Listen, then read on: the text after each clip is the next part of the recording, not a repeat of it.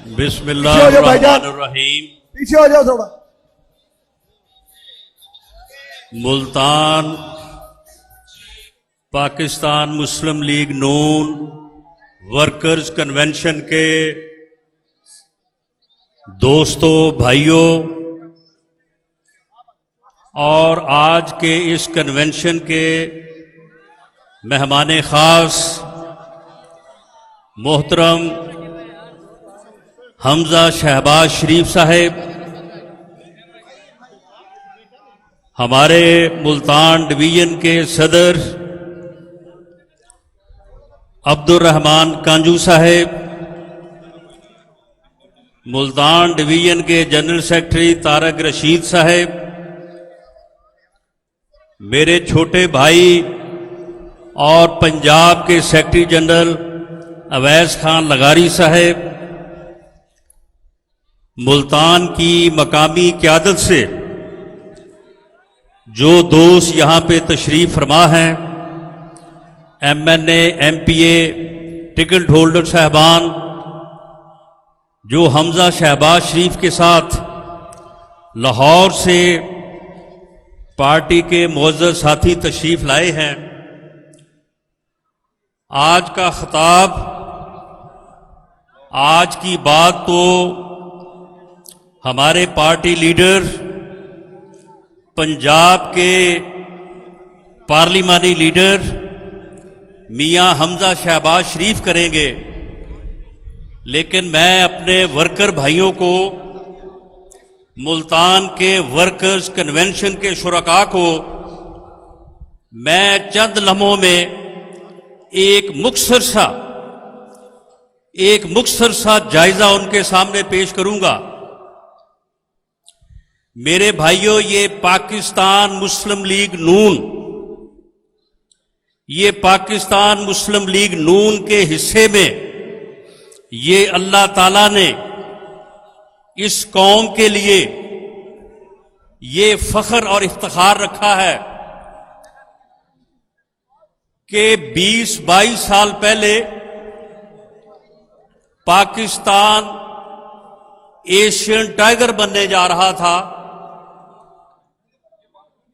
پاکستان پوری دنیا کے اخبارات اور پوری دنیا کے رسائل یہ لکھ رہے تھے کہ پاکستان جس لحاظ سے ترقی کر رہا ہے، پاکستان ایشین ٹائیگر بننے جا رہا ہے، ایک ترقی یافتہ ملک بننے جا رہا ہے، کہ اسی دوران ہندوستان نے ایٹمی دھماکے کیے اور پاکستان کے اوپر پوری دنیا کا دباؤ آیا کہ ہندوستان نے بے شک ایٹمی دھماکے کیے ہیں، لیکن پاکستان کوئی ایٹمی دھماکہ نہ کرے، کیونکہ دنیا کو یہ گوارا نہیں کہ کوئی اسلامی ملک جو ہے وہ ایٹمی قوت بنے۔ لیکن اس وقت کے وزیر اعظم نے امریکہ کے صدر کے 5 ٹیلی فونوں کے مقابلے میں 6 دھماکے کر کے پاکستان کو ایٹمی قوت بنایا، اور پاکستان دنیا کے نقشے پہ پہلی اسلامی قوت بن کے ابھرا، اور پاکستان ترقی کی منزلیں طے کر رہا تھا کہ 12 اکتوبر 99 آ گیا۔ اس کے بعد 13 سال اس ملک میں لوڈ شیڈنگ، اس ملک میں دہشت گردی، جو میرے سامنے جو میرے بھائی بیٹھے ہیں، جو 97-98 میں ہوش میں تھے، 20-22 سال کی عمر کو تھے، وہ بتائیں کہ اس وقت کسی نے لوڈ شیڈنگ کا نام سنا تھا؟ اس وقت کسی نے دہشت گردی کا نام سنا تھا؟ کوئی دہشت گردی نہیں تھی، کوئی مہنگائی نہیں تھی، کوئی لوڈ شیڈنگ نہیں تھی، لوگ سکھ کی روٹی کھاتے تھے، اور ملک ترقی کر رہا تھا کہ 12 اکتوبر مسلط کیا گیا۔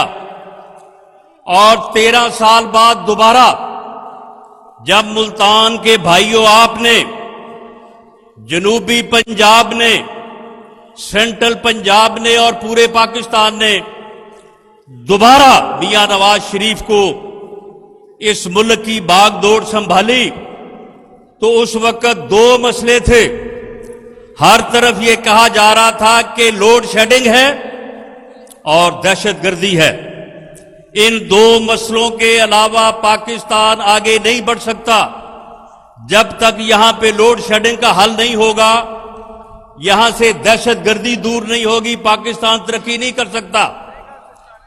4 سال میں 2013 سے لے کے 2017 تک ان 4 سالوں میں یہ سلیکٹڈ کنٹینر پہ چڑھا رہا، یہ کنٹینر پہ چڑھ کے ترقی کا راستہ روکتا رہا. اس نے سی پیک کو 1 سال کے لیے روکا، اس نے ہر طرف ہنگامہ آرائی کی، اس نے ہر وہ کوشش کی کہ پاکستان کو آگے بڑھنے سے روکا جائے. لیکن اس کے باوجود اس قوم نے، اس ملک نے میاں نواز شریف کی قیادت میں اور پنجاب میں میاں شہباز شریف کی قیادت میں اس ملک سے لوڈ شیڈنگ کے اندھیرے بھی دور کیے اور دہشت گردی بھی دور کی.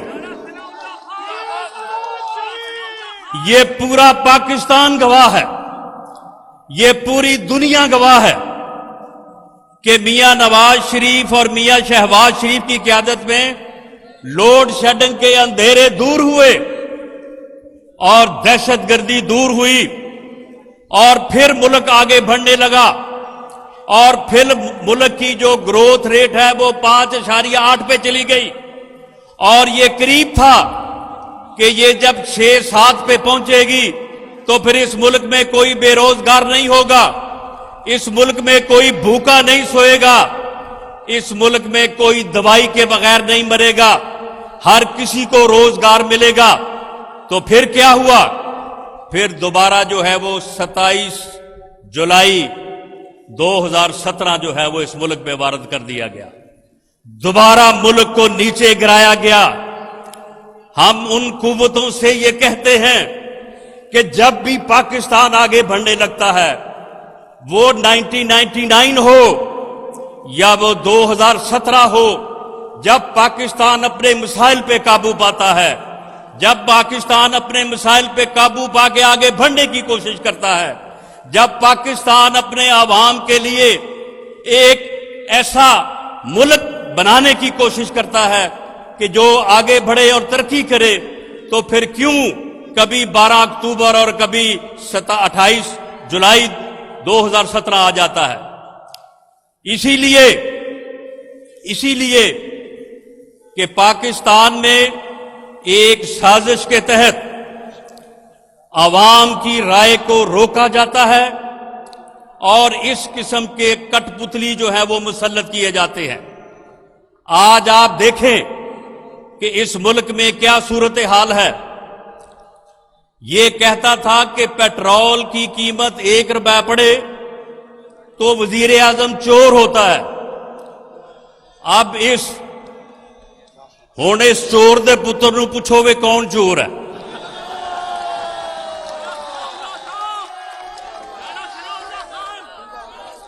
یہ کہتا تھا کہ پیٹرول کی 1 روپے قیمت بڑھے تو وزیر اعظم چور ہوتا ہے. یہ کہتا تھا کہ آٹے کی قیمت 1 روپے بڑھے تو وزیر اعظم چور ہوتا ہے. اب آٹے کی قیمت جو ہے وہ 35 روپے سے اب 85-90 روپے پہ پہنچی ہوئی ہے. یہ کہتا تھا کہ چینی کی قیمت 1 روپے بڑھے تو وزیر اعظم چور ہوتا ہے. اب یہ اکیلا نہیں، یہ پورا ٹولہ جو ہے یہ سلیکٹڈ چوروں کا ٹولہ اس ملک کے اوپر مسلط ہے اور اسے مسلط کیا گیا ہے. میرے بھائیوں، یہ پنجابی چ بھی چور ہے، اردو چ بھی چور ہے، اور یہ سرائکی چ بھی چور ہے. معاملہ یہ ہے کہ اس بے شرم انسان نے پچھلے 4 سالوں میں اس ملک کی اکانومی کا بیڑا غرق کر دیا ہے. اس وقت ملک جو ہے وہ اکنامکلی کھوکھلا ہو چکا ہے. اس نے پچھلے 4 سالوں میں جو ہے وہ سیاسی قدروں کا جو ہے وہ جنازہ نکال دیا ہے۔ اس ملک میں یہ ایسے تھا کہ سیاسی لوگ ایک دوسرے کی عزت کرتے تھے، ایک دوسرے کا احترام کرتے تھے۔ اس بدبخت نے اس ملک میں اوئے توئے کا کلچر جو ہے وہ روشناس کروایا۔ اس ملک میں سیاسی رواداری کا اس نے جنازہ نکالا۔ یہ ایسا بدبخت انسان ہے کہ یہ لیڈر آف دی اپوزیشن سے ہاتھ نہیں ملانا چاہتا، یہ اپوزیشن سے ڈائلاگ نہیں کرنا چاہتا، لیکن اب کہہ رہا ہے کہ طالبان سے میں ڈائلاگ کروں گا، یعنی طالبان سے یہ ڈائلاگ کرنا چاہتا ہے۔ مولوی فقیر اللہ دہشت گرد جو ہے اس سے ہاتھ ملانا چاہتا ہے، لیکن لیڈر آف دی اپوزیشن سے ہاتھ نہیں ملانا چاہتا۔ پچھلے 4 سالوں میں سوائے انتقامی کارروائیوں کے اس نے کوئی کام نہیں کیا، اور شریف فیملی اور پاکستان مسلم لیگ نون جو کہ ایک فیملی ہے، اس کے ہر فرد کو اس نے اپنے انتقام کا نشانہ بنایا ہے۔ سب سے زیادہ انتقام جس شخص سے لیا اور جس کو سب سے زیادہ جیل میں رکھا وہ آپ کے سامنے بیٹھا ہے، حمزہ شہباز شریف۔ اور اس بدبخت انسان نے ملک کی اکانومی کا بیڑا غرق کیا، سیاسی روایات کا بیڑا غرق کیا، اور اب یہ اس ملک کی اہمیت اور غیرت کا بھی جو ہے وہ بیڑا غرق کرنے جا رہا ہے۔ اب یہ کہتا ہے کہ میں تو این آر او نہیں دوں گا، اب طالبان کو این آر او دینے جا رہا ہے۔ اب یہ کہہ رہا ہے کہ طالبان کو ہم معافی دیں گے۔ اب یہ اے پی ایس سکول کے معصوم بچوں کے قاتلوں کو جو ہے وہ معافی دینے جا رہا ہے، ان کو جو ہے وہ این آر او دینے جا رہا ہے۔ وہ لیفٹیننٹ ارسلان جو 23 سالہ نوجوان 3 بہنوں کا اکلوتا بھائی تھا، اس کے قاتلوں کو این آر او دینے جا رہا ہے۔ یہ میجر اسحاق کے قاتلوں کو این آر او دینے جا رہا ہے۔ یہ ہزاروں پاکستانیوں کے خون کو جو ہے وہ عرضہ کرنے والوں کو، پاکستانیوں کو شہید کرنے والوں کو این آر او دینے جا رہا ہے۔ تو میرے بھائیوں، یہ وقت ہے، یہ نیب نیازی گٹھ جوڑ جب تک قائم رہے گا، اس ملک میں سوائے انتقام کے اور کوئی ان کی پالیسی نہیں ہے۔ نہ یہ آٹا سستا کر سکیں گے، چینی سستی کر سکیں گے، نہ یہ چیزیں لوگوں کی پہنچ میں کر سکیں گے، نہ یہ کوئی اس ملک کی بہتری کر سکیں گے۔ یہ ملک کی تباہی کرتے چلے جائیں گے۔